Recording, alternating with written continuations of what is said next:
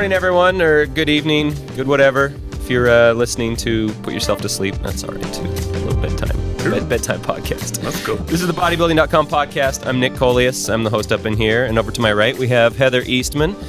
She's our physique expert. Physique expert? No, that does not work. Our guest today, he's a familiar face, familiar set of shoulders maybe if you're someone who reads articles on Bodybuilding.com or one of the 3.5 million or so people who subscribe to our YouTube channel. He's Rob Everyday Beast Smith, and he's a WBFF pro muscle model, right? Mm-hmm. He's been the model for a lot of articles on Bodybuilding.com videos, including our Foundations of Fitness Nutrition video series, which is really cool. You should check it out. And he's also the creator and star of a video series called Everyday Beast. Let's go. Yeah, you've heard of wine pairings, you've heard of beer pairings. This is food and workout pairings, which I think is a great idea. Welcome back to the Everyday Beast Kitchen. I'm Rob Smith, and today we're mixing it up a little bit. So here's the deal. I cooked some chicken yesterday, and I want to see what's in my fridge and create 2 unique meals that I can add to my meal prep. And we're prepping ourselves for a full body circuit workout. Let's go.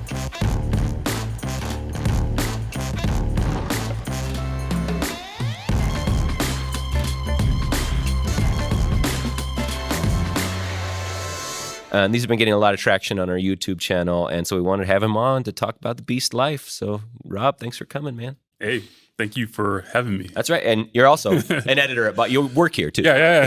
He works here. He happens to be probably the biggest guy in the Bodybuilding.com gym right now. So if you're that sort of person who's like, you know what, I'm going to ask the biggest guy in the gym. He knows what's going on. That's what we're going to do today. Nice, that's dope. So tell us a little bit about Everyday Beast for somebody who hasn't seen it. Like, what is the idea behind that, and how did you come up with that idea? It's a program. It's supposed to be a foundation, a platform for people to come from like just every walk of life and just say like, listen, this is what I do every day. Mm-hmm. I'm kind of, if you embody what a beast is supposed to be, you know, it's like we're doing this, we're living life, we're crushing it every day in the gym, in our families, at home, at work, and it's like we're still able to hit these goals. So it's like it's really, fitness is the topic, but it's really a platform to just say, hey, you can crush it, man, whatever it is. So yeah, and that's one thing. Like each one is a workout, but it's more than a workout. Like you could go get a good workout from it, but it's kind of like a celebration too. It's a celebration of fitness, of working out. It's a celebration of food and kind of these rituals that build up around it. You know, it's not like oh God, I'm doing the work. This is what I love to do. If you're passionate about the work you put in the gym, you gotta be passionate about the food you eat. You want to eat a good meal. You want to eat something off the map. You want to eat something that you created and that tastes good. That's what this ribeye is going to do for you. That's what this ribeye is going to do for you. It's about creation. You know? Totally. How do those things go together for you? Man, well, the first thing when I was thinking when you were just talking is like Everyday Beast it's an action. You know what I'm saying? It's like, you know, people are like, oh, you're the Everyday Beast. Well, it's not. I'm not the Everyday Beast. It's a community, but it's more of an action. It's a call to action. You know, it's like Everyday Beast. Every day you're beasting at something. Every day you're like hitting a new platform. You're hitting a new goal, you know? So it's like, yeah, we're all everyday beasts, but it's a call to action, like you said. And it's like, at the end of the day, what's your foundation? If you have a fitness goal in particular, you got to eat. You know what I'm saying? If you're not eating, if you're not paying attention to what you put in your body, it doesn't matter what you're doing in the gym. So it's like just getting, obviously fitness, the workouts are a big part of that, but it's like breaking it back down to some of just the foundational concepts of like just eat right and set the goal, and then everything else will kind of fall into place. And enjoy it. Right? And enjoy it. Yeah, that's what I'm saying. Like enjoy it. If you don't enjoy it, you're not going to put the time in it takes to get to that goal. Is that a way that you approach your life though? Where it's like, you know what, this is a great back workout that I'm going to do here. It actually deserves a great meal. I'm going to think that way about the meal coming up as well. Yeah. My thing is this: like, if I know I'm going to like have a good weekend, like a great weekend, where I'm going to like kind of splurge a little bit, I better work my butt off Wednesday, Thursday, Friday. I better work my butt off Monday and Tuesday too. But those last couple of days before that big meal, it's going to be work. It's going to be some pain, and it's also going to be like, all right, you deserve this, you know. Yeah. And I like that. People talk about cheat meals a lot, and they talk about this like it's a bad thing. Like you got to earn it because it's going to be this splurge. But the way you're talking about it, it's like I deserve it. Yeah, I deserve it. You know. Yeah, totally. Heck yeah. Well, and I don't know if you've tried any of the Everyday Beast meals, but they are quite delicious. Nice. Even though, That's what we they're like to hear. keeping within the macros. Oh, yeah. And that's one thing I noticed is that you make both the meals and the workouts very accessible. It's not, you're not putting out this crazy 12 exercise long workout. You're putting out a workout that's maybe 4 exercises, but just a unique combination of exercises or a unique set and rep scheme. And then your food, you have this one that's a pizza stuffed chicken breast, which is fantastic. And correct me if I'm wrong, most of the recipes are kind of more in the keto-ish family thing, or like a low carb. Yeah, this time we went more keto-ish only because a lot of this stuff was stuff that I was eating as I was getting ready for a competition. But yeah, and we also talk about in the article, like, hey, if you want to throw a side of rice on this, you can do that easily by just, making sure you calculate that. So it's like, the biggest thing is making it, like you said, accessible to everybody. And it's like, some people don't have a big budget to go out there and like go to Whole Foods and shop for this and shop for that and shop for this. It's like, all right, what can I make that my family can enjoy as well? And that also help me reach my goals. And it's like, keep it simple, Yeah, that's the refrain of a lot of simple and good, bodybuilders is, Yeah. I'm making a separate meal for myself, while meanwhile my family gets to enjoy this. And it feels like the Everyday Beast meals are something that everybody can enjoy. Well, but I think it's interesting that you bring up other bodybuilders there too, because like it's clear that you have a deep relationship with food, whereas you think of somebody who's preparing for shows on a regular basis, they have a deeply complicated relationship with food a lot of the time. You think about bodybuilders, and it's often like food is something to analyze. Sure, you eat a ton of it, but it's not something you love. Right. How do you, as somebody who you've been in a handful of shows, how do you find that balance? How do you keep from getting burned out? For me, I have to be creative. Like I got to the point where I couldn't eat a chicken breast, or let alone look at a chicken breast for like a couple months. I got to the point where I couldn't even like look at eggs in the store. I'm like, no, I don't want that. And it's like, why is this that you can't eat a certain type of food? Why don't you want eggs? Because you overdid it. You know what I'm saying? You overdid it because you didn't have the knowledge to switch something out, or the knowledge to be a little bit more creative about it. So it's like, scratch that, be creative. Get the knowledge to understand how to calculate your macros. Get the understanding, like search out like on bodybuilding.com, like how to create a meal plan so you don't limit yourself. And that, I think that's, but bringing it back to Everyday Beast, is like that's what's empowering about it, because we're trying to empower people to make choices that fit into their lifestyle that's going to take them to another level. Sure. But there are a lot of people though who, once they start putting numbers on things, once they start thinking in terms of macros, it's really hard for them to enjoy it too. How do you find the balance in that? And it seems like cooking skills is part of it. I suppose. So where did you learn to cook? Just watching my family cook, and I'm from the South, so it's like food, that's a big part of Southern culture, So you can't really go to anybody's house without eating. So it's like, and if you have a goal and you want to eat, you got to know how to like make that happen.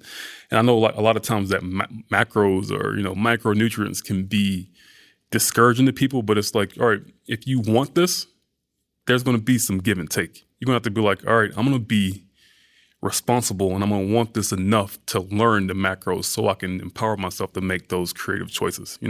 If you got a goal and it's like, oh, macros discourage me, it's like, what's more important, your discouragement or that goal?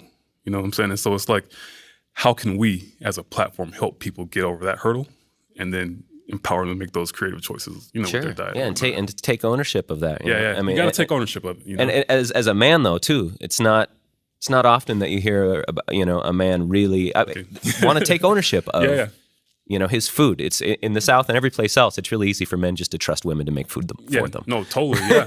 Yeah. No, you're exactly right about that. So what pushed you to say, you know what, this is really where I'm going to put a lot of my creative energy into my own food. I'm going to get those skills. I don't want to say it came second nature, but it was just natural, man. I just watched my mom cook for me when I was a kid, and in college, you find the first week of college, they're giving you like $5 pizza coupons and this and that. And it's like, all right, 2 weeks later, I want to eat like I ate when I was at home. Me and my buddies, we actually brought like hot plates and stuff in our dorm rooms, and we would let the windows up and we'd be cooking like dinner at the band practice at night, trying to like shoo the smells out the old residence hall like that. So it's like, this thing is like real, you know what I'm saying? Food has never left my brain or like just my thought process, I totally understand where you're coming from. It was the same thing for me. I went to college and I was like, this sucks. I grew up eating pretty well. Uh-huh. If I want to eat well for the rest of my life, I got to take responsibility for it. Nobody is going to do this for me, you know? And the way you present it, you make it very easy to pick up the techniques. You describe kind of what you're doing, you know, for those who haven't seen the recipes. Yeah. And it's obvious that you love food. And we touched on it earlier. Part of the Everyday Beast thing is that your goals are the most important thing. So if you kind of set your goal, and then everything kind of works up towards that goal. And so your food fits your goal, not the other way around. And your workouts fit your goal. And I think that's the piece that a lot of people are missing, because since I've been here and known you, part of the reason why you're on the website is you're kind of always competition ready. You know, you don't go through those ups and downs. I mean, I'm sure you bulk, but you maintain your leanness while you're bulking. Right. And there's not really that up and down that you see with a lot of bodybuilders. So is that something that you've always had, or is that something that you had to kind of figure out how to fit that into and create this kind of everyday lifestyle versus the up and down of the bodybuilding and the competing lifestyle? A lot of people say it's luck. It may be genetics, but I think it's just consistency, just going at it every day and like just having that mindset of like, all right, you're going to have 3 burgers this weekend. What are you going to do on Monday to bring that back into balance? And it's like I don't want to say I'm like, oh man, I got this like that, but it's like, I don't want to say it's a struggle, but it is an awareness thing that's like, listen, this is what you want to do. This is how you want to look. This is how you want to perform, you know. You gotta be on it, and it's like, well, I don't want to take care of it. I don't want to think about it all the time. It was like, what do you want? You know, That goal. Like what do you want? You know, and then that's when everything else kind of falls into place. Mm-hmm. No, I think there's something important in there too, which is just that idea that consistency and repetition, they're really the answer. You know, Ross Edgley, who was on this podcast, he's this guy swimming around Great Britain right now. He's about to finish it. Yeah. He had a great podcast or a great little video on YouTube yesterday where he was saying like, hard work is almost always the answer. It's the question that doesn't really matter. Like people get so fixated on the question, just doing stuff and just the repetition of life, and over time it answers the questions for you. No, totally, man. I say go read a book by somebody that's like 60 now, that is, and just read about where they were at 20. And what is it?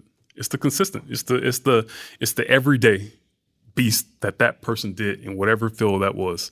That gets the reason why you're reading that book right now. You know, so it's like, that's your motivation. I think that should be your motivation. You know, the process or that everyday work. Mm-hmm. And one thing that I feel like I hear in your attitude too is gratefulness.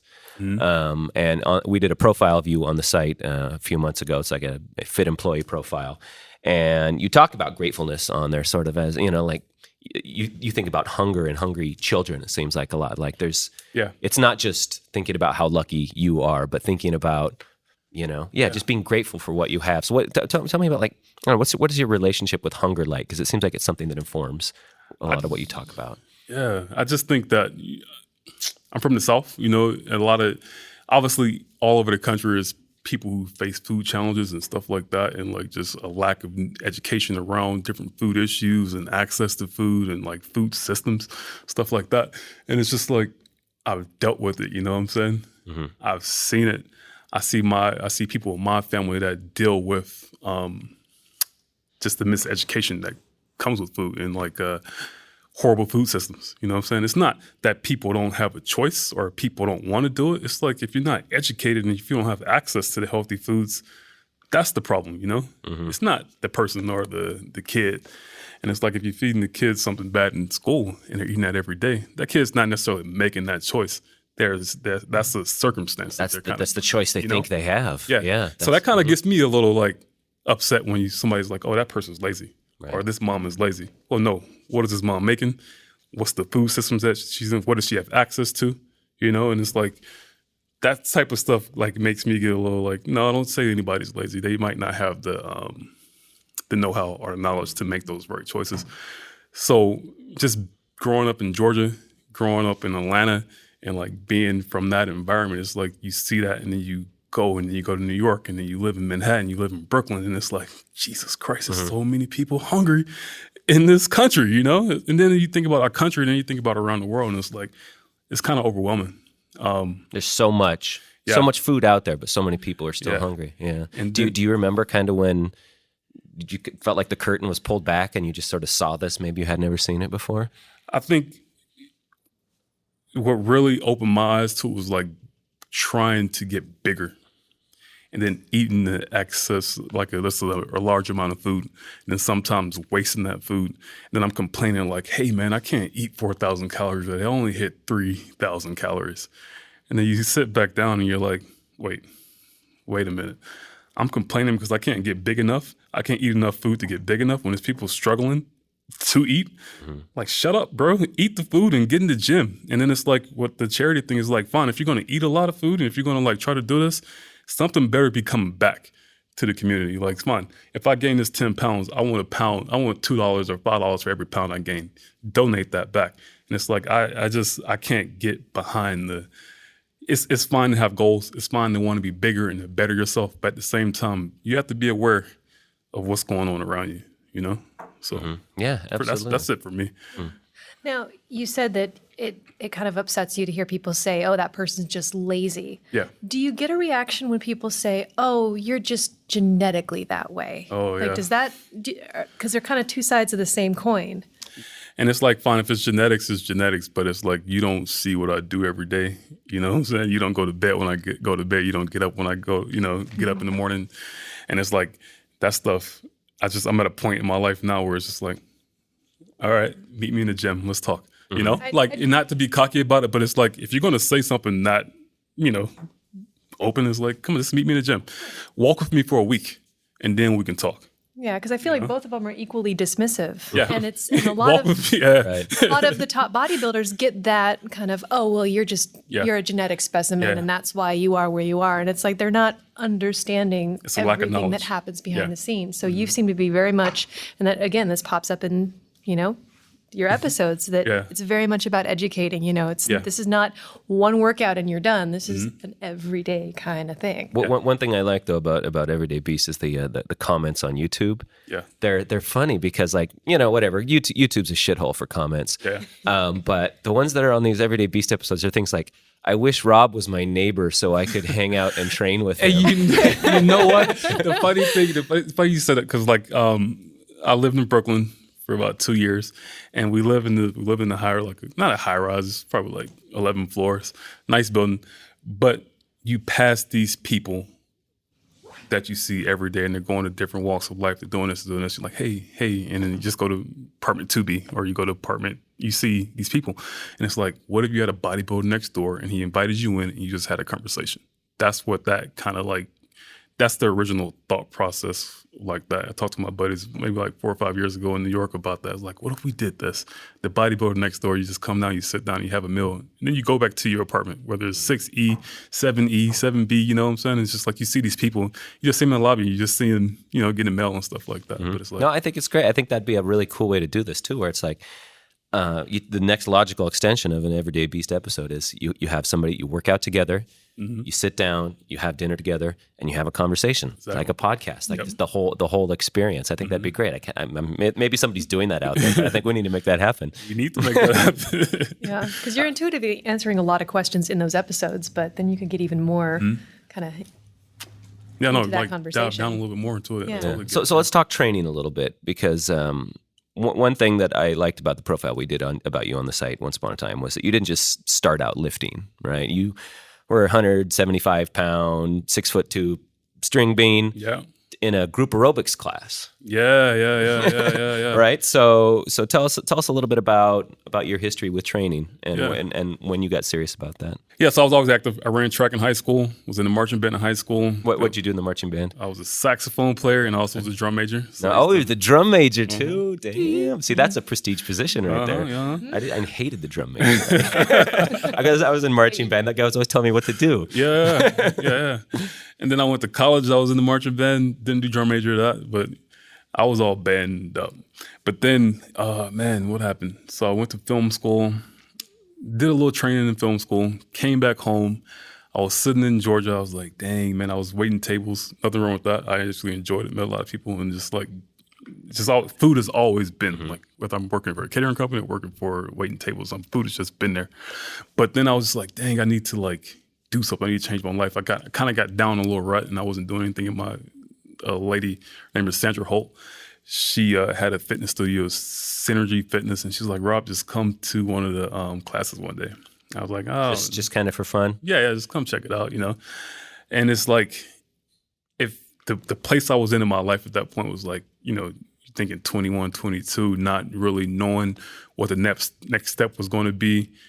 I went to school, I got this degree, I spent all this time, and I'm like, I'm not working in that field. And it was like, I think maybe like 10% of people who get a film degree might actually go on to actually build a career in that. You know, I have an English degree. I know what you're talking about. So it's like, I was down, man. I was kind of like, had dreams of moving to New York, and that didn't seem like it would ever happen. She invited me to the fitness class, and I was like, all right, we'll see. She invited me like 2 or 3 times before I actually went. And it's like a lot of, I don't want to say older ladies, but you know, it's a group fitness class. It's a group fitness class, you know, in Noonan, Georgia. You know what I'm saying? Mm-hmm. These classes are like the gateway drug of fitness. No, I'm serious. Like that's what gets you into the fitness industry. And so, we did the circuit training, and I went through circuits, lifting weights, doing this, using machines. Pounding music. Yeah. Mm-hmm. And my life started to change from that, man. Just kind of, I want to say it picked me up a little bit. I just started, you know, you start feeling better, you start looking better, you're responding differently. And then you got to eat right to support that, you know? So a natural progression, you know? And then it's like, it was, that got me off my butt.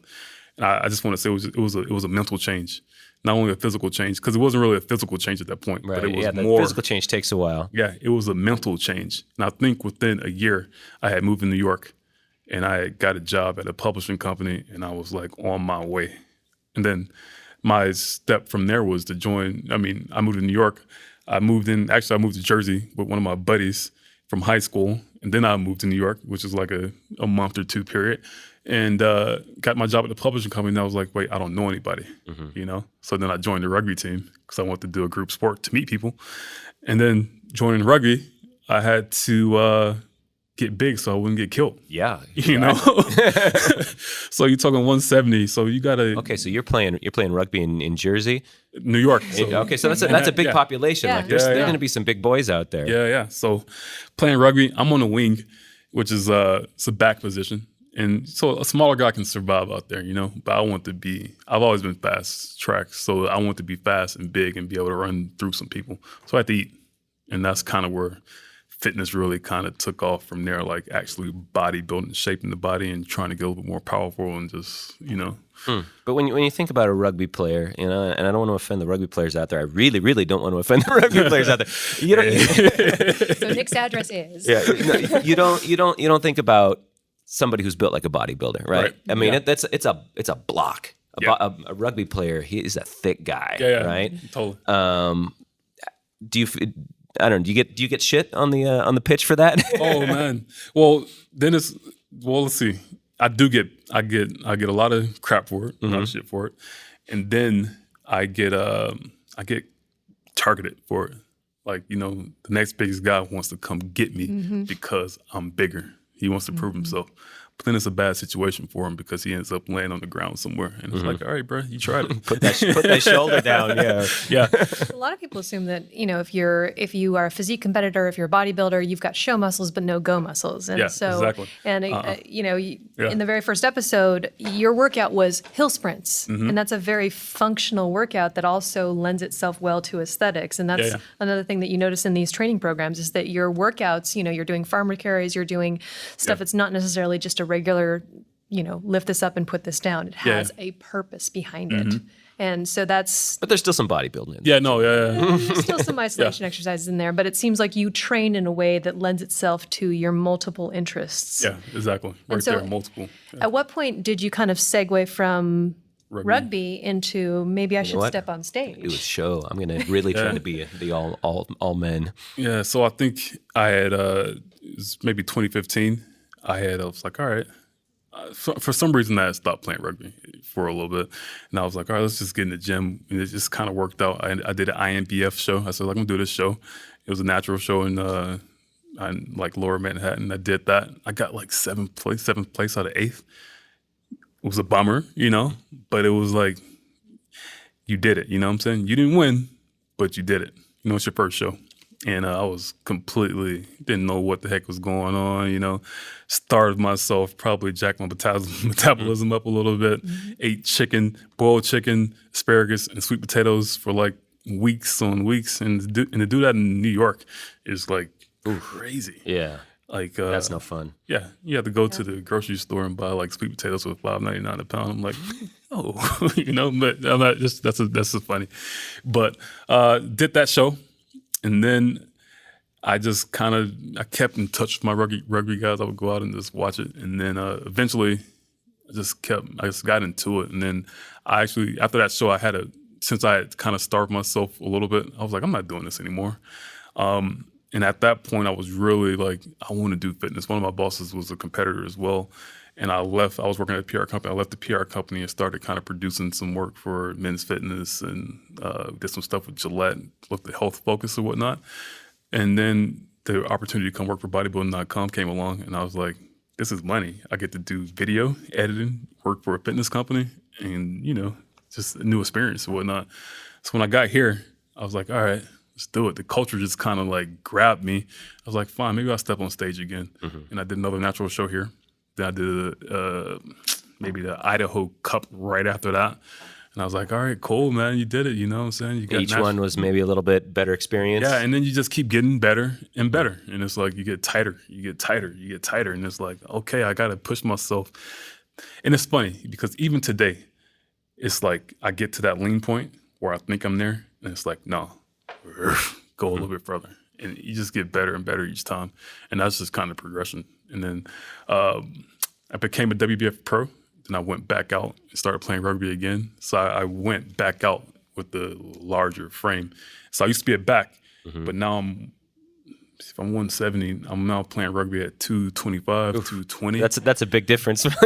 Yeah, it's a whole new position. Now I'm in the forward pack with guys my size, you know, or 300 pounds, you know what I'm saying? It's like, oh, I'm not the big guy anymore. I'm actually one of the smaller guys that I'm going up against my opposite number. So it's been a cool little ride. I think it's interesting to hear that you kind of went back to rugby though too. Like we had this guy Darren Willoughby on. Fun. Yeah, well, I mean, that's the thing. I'm not saying bodybuilding's not fun, but it's fun, you know. Sure, I think there's something to that. Yeah, we had a great researcher named Darren Willoughby on, he's been like a pro bodybuilder for 35 years. He started his own division, but he's a diehard bodybuilder. But he was also a semi-pro football player, like into his 40s, into his 50s even. And there's just something about that playing out there that just calls to people. It's real, man. And I feel like there's a fitness angle to it too, though. You know, I don't know what does it give you? I think for me personally, I never started lifting weights to be a bodybuilder. You know what I'm saying? It just I built a great physique and it worked. But my main goal was never to just be a bodybuilder. I wanted to be bigger. I wanted to be faster, and I wanted to be more powerful. And then when you step on the field and you're building camaraderie, you have friends, you're traveling. Like the team I play with now, we travel all over the Pacific Northwest. You know, we're the best team. We're undefeated, you know, and then the club is growing. It's like you're a part of something that's bigger than just your image. And it's like, you know, you can't beat that. At the end of the day, you know what I'm saying? Your body fades, but your friendships are going to last way longer than that. No, I think that's great. Yeah, and rugby in particular makes me think of my my two boys. I have a 3-year-old and a 6-year-old. They're wrestling all the time, right? Yeah. And you watch kids; they fall so much and they hit each other so much just without thinking about it. They're so physical. It makes me think like, yeah, we're supposed to do that. We're supposed to be on the ground. I think that's part of what's missing in fitness that's is just missing from bodybuilding. Impact. And that's kind of what I think like Doug Kalman, who is a researcher that we've done a bunch of stuff with here, who is the host of the Fitness Foundation series. He's a boxer. Yeah. He's a little guy, you know, he's very muscular, but he's a middle-aged guy, and he boxes. I think there's something to that impact that people still get value out of. It's you're alive, man. Yeah. I still like when you're running at full speed, full stride, you 800 meters, or you break a line and you're out there. It's no better feeling in the world than running full speed. And then you take that and you run full stride. You're actually full stride. You're like a fucking deer. You know what I'm saying? It's nothing better than that. You're pushing your body to its. You know, everything's connecting. You know what I'm saying? You're just pushing your body, and it's like you tap into that, and you want that. You know what I'm saying? That's a powerful feeling. Yeah. Yeah, but the two sports do kind of complement each other because bodybuilding feels very restrained. You know, you're showing up and you are trying to get every muscle to look perfect for that one moment. And, you know, there's no movement. I mean, there's posing, but you're holding a pose. You're static. And so to combine a very, very active, dynamic sport 3D, like there's you tons know, of rotation. and you get kind of the best of both worlds because bodybuilding is challenging in its own way. Oh yeah, totally. Yeah. You know, and I know guys that will pass out from posing because it's so taxing physically on the body. Totally. And so you almost need that other sport to kind of go to totally, release some of that energy. Heck yeah, man. I know, like, posing so hard, you walk off the stage and you're like, oh my gosh, these cramps are going cramping up, you know, just collapsing backstage. It's nuts, and people don't realize how physical it is. But it looks like you're just standing there, and that's kind of the illusion of bodybuilding is that it doesn't look nearly as physical as it is. To stand there and keep a smile, not a weird smile, that's work. You know what I'm saying? You got to smile on the WBFF, Yeah, right? the WBFF, you have to smile, and you can't, like, I remember, like, I walked off stage my first show, and she was like, you know, you need to relax your face. I'm like, yeah. She's like, you like that? Relax your face. You know, she was like, you know, you got it, but one minute you're like, oh man, this GQ smile, the next minute it's like, oh, what the, you know? So it's like, you got to practice that. Just like anything else. It's a consistency thing, so. Yeah, my favorite part of every show is when they do a pose down and like everybody kind of starts moving around a little bit more. You feel that release of energy. And but then that's camaraderie too. You know what I'm saying? Oh, yeah. It's, in that action, you actually chill a little bit, and everybody's almost like, not saying like WBF is a little bit different than NPC, but for that moment that you're out there kind of like posing down, you're actually you're feeding off each other because you're trying to there's a lot of energy at that outshine moment. that next person. So yeah, they should just do a pose down, bro. Well, and I mean that's the point when it's like we're saying, okay, we're not just competing, we're entertaining. Yeah. Like this is really a performance. Yeah, heck yeah. I want to talk with you a little bit more about keto too, because this is not something you always did, but it's something that you've gone into a lot more recently. It sounds like. So, what made you sort of lean that direction? What's your experience been like? My buddy Jason Whitrock, man. He is one of the ultimate keto shredded guys. Nah, you look at his physique and you're like, that's what I want. You know what I'm saying? And if I can have that and still play rugby, that's what I want. You know, and then so. He I mean, that was like my inspiration to even try keto. Then once I actually got into it, I didn't have like a lot of the negative effects that a lot of people say you get up front. So I was like, oh. You felt great from the start? I felt great. I felt good. I had probably one down day, and that was probably like a sodium thing, you know. So yeah, I think, and like the biggest thing too, like just to bring this back to Everyday Beast, like I'm not a classically trained chef or anything, but it's like, I explore my food, I explore the options, and then I come back and like, all right, this works, this is good. So keto worked, and it worked amazing, you know? So it's like, why wouldn't I explore it a little bit more? Have you stuck with it? No, I've only used it for competitions, but I want to, I'm going to start a 12-week thing in a couple weeks, and I want to use it to try to add some size. So it's going to be a new test, Oh, interesting. Yeah, because we get lots of questions on that. Is how do you bulk when you do keto? Because carbohydrates are the gold standard for growth.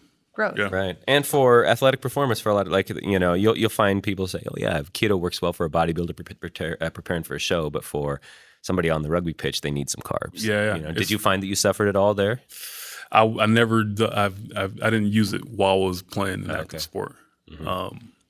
But it's interesting, the rugby coach just telling the article saying that some teams have been researching keto on the effect of rugby players, and they're kind of recommending it. I have to like shoot you all a link about that. Interesting. Yeah, just saw the PDF yesterday. But yeah, I can hit my goals easier doing keto. But my macro goals wouldn't, or like my calorie goals. And I'm trying to think, I was about to say something. Well, one thing about keto. Did you have any trouble coming back from it? Because that's what we hear more than anything. It's like, oh man, it's great when you're doing down it, off ketosis. but then you come back after 9 months on keto, and your body just doesn't know what's coming. Yeah, I think so. I was testing, like I got ready for my show. This last show I did, I was ready about 2 weeks out, 2-3 weeks out, and I brought carbs back in, and it was like, So it wasn't. it was good to try it out and test it, so I would know what I need to do 3 weeks later. But it's like I held like maybe 10, 12 pounds. Like I gained like at a massive amount, and then my body held water like crazy. Sure. So it was like, how did you feel? I didn't feel bad, but if I had waited 2 weeks later to try that out, it would have been a no-no. It would have been a no-go, you know, because your body just sucks that in and just holds on to everything. So I'm 10 pounds heavier, you know. Right, especially when you're depleted from a prep. Yeah. I was talking to one of our contributors who was in the Miss Olympia back in the 90s, and she was saying she was around when creatine just first came out, creatine monohydrate, and a brand that she was sponsored by sent some to her and said, "You got to try this." And she tried it the day before she got on stage. She was in the hotel room, and it was like she just went instantly, because just not because there's something horrible about creatine. Yeah, it makes you hold some water, but she was just so depleted as it was. Yeah, and that's the thing. When your body's like that, it's going to be like whatever you put in it, it's going to sponge. Yeah. Well, Rob, I think we've got what, 3 Everyday Beast videos out. I think we have 4 out now. So we have 3 from the first season, and then we have 4 now. 4 now, almost 5, probably 5. Okay, so right about the time this comes out, I think we'll have the full slate out there. So tell us, if people who want to find you aside from that, like you can go to our Bodybuilding.com YouTube channel, of course. It's a wonderful place to hang out. Where else can people find out about you? Check me out on Instagram at Rob K. Smith too. It's not Everyday Beast? At Everyday Beast? No. Somebody probably already has that, huh? We're all Everyday Beasts, you know what I'm saying? I think the most important thing is remember that Everyday Beast is a call to action. You know, you're Everyday Beast. You could be an Everyday Beast, you know? But no, just check me out on Instagram at Rob K. Smith too, or the Bodybuilding.com page has my Rob Smith little clickable link or whatnot. You got a lot of calls to action though, like let's grow. Let's grow. Let's grow is another, that's one of my favorites. That's the big hashtag. Grow. Well, I guess you know, I made it sound like we're ending the podcast. I wanted to ask you about that too, because everybody wants to grow, right? Like, I like that you always say that. Let's grow. How do people get growth dead wrong? You feel how do they get it wrong? Yeah, because that's what do they do wrong? They look at somebody else's end game instead of setting the goal for their end game and then working backwards to see what steps it's going to take them to get to that point. You know what I'm saying? So if you look at, I think the biggest thing is if you look at somebody else's like end game, maybe this person's an author, you know, they wrote a book, they wrote a novel. It's like, oh, I want to have a novel. And then they get discouraged because they get 3 pages in. It's like, nah, if it's a professional sports player, an author, a bodybuilder, what does that look like for you? And how are you going to get there? And let's start here. You know, it's just taking what people get wrong about growth is like, it's a lack of patience. It's a lack of like understanding. And that's where knowledge comes back in. It's like, you got to understand that it's going to take some time. You know, you can't just do it for 2 weeks, 3 weeks, and then expect to be where you want to be. Just be honest with yourself. Tell the ego no. And like, we're going to take a little bit longer to hit this goal. So that's what people get wrong about growth. They just look at that final picture and don't really understand the process. And that's why education is so important. That's why just setting that foundation, that platform is the key. Thanks. No, that's perfect. All right, Rob Smith, thanks for coming and talking with us, man. Great to have you on. Yes, thank you.